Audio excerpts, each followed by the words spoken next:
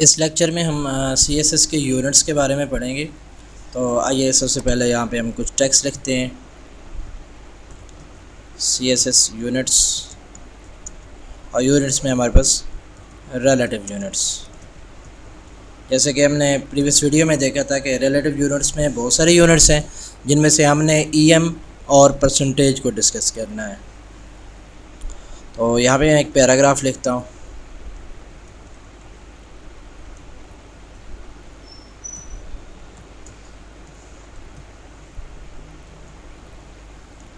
ये मैंने 50 वर्ड्स का एक पैराग्राफ जनरेट करवाया।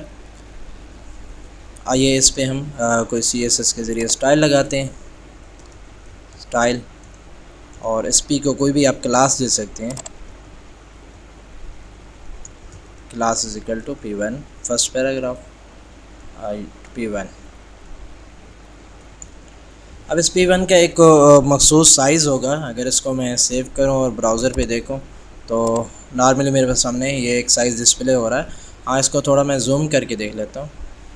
ये एक मखसूस साइज़ है जो इस वक्त हमें इसका डिस्प्ले हो रहा है।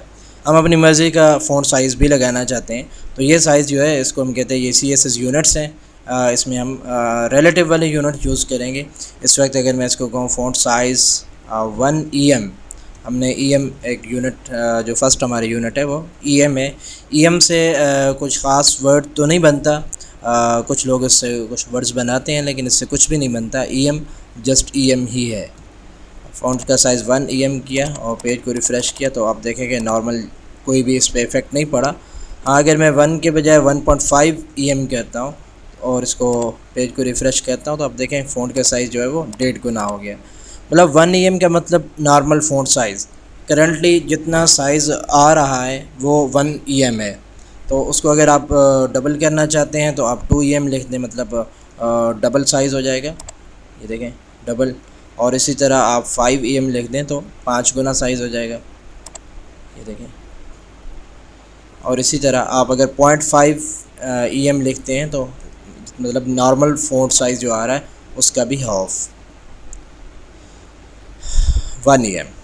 1 EM मतलब नॉर्मल फ़ॉन्ट साइज़। और 1 से अगर आप ज़्यादा करना चाहते हैं तो 1 पॉइंट के साथ आप कुछ भी लिख सकते हैं, और अगर कम दिखाना चाहते हैं तो 0 पॉइंट समथिंग जो भी आप लिखेंगे उस हिसाब से आपका फ़ॉन्ट डिस्प्ले होगा।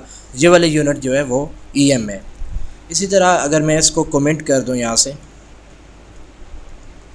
दूसरी यूनिट जो हमने देखी वो हमारे पास है परसेंटेज।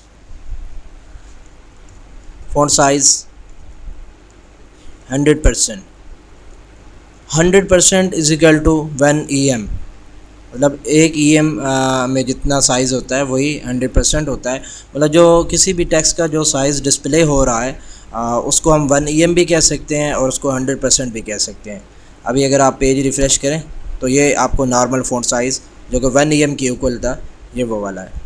अगर इसको मैं जैसे ऊपर मैंने 1.5 EM किया था तो यहाँ पे मुझे 150% करना पड़ेगा। 150% तो ये 1.5 गुना हो जाएगा। सेम अगर इसको मैं हाफ़ करना चाहता हूँ तो जस्ट 50% लिखूँगा और पेज रिफ़्रेश करूँगा तो ये हाफ़ हो जाएगा।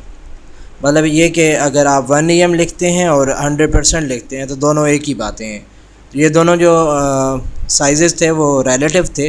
हाँ, एक और देखने वाली बात है, अगर मैं यहाँ पे 100% लिखा, इसको 120% या 200% कर लेता हूँ।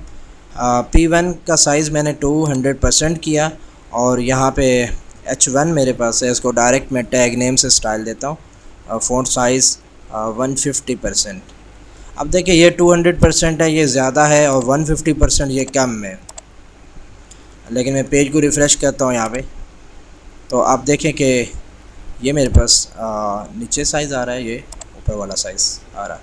दोनों को अगर मैं 100% करूँ, 100% और ये भी 100%, पेज सेव और रिफ़्रेश, तो ये आपके सामने फ़ॉन्ट डिस्प्ले हो रहा है साइज़। इसमें अगर फ़ॉन्ट वेट में बोल्ड लगा दूँ ताकि ये भी हेडिंग की तरह ना जाए, फ़ॉन्ट वेट बोल्ड, क्योंकि हेडिंग भी बाय डिफ़ॉल्ट बोल्ड होती है। तो ये देखें आपके सामने ये दोनों साइज़ तकरीबन इक्विवेलेंट आ रहे हैं आपके सामने। तो परसेंटेज में भी आप 1 EM जिस तरह आपने यूज़ किया इसी तरह आप परसेंटेज भी यूज़ कर सकते हैं। जितना साइज़ आपको डिस्प्ले हो रहा है उसको आपने कम या ज़्यादा करना है। तो आप उसी हिसाब से उसको कम या ज़्यादा कर सकते हैं।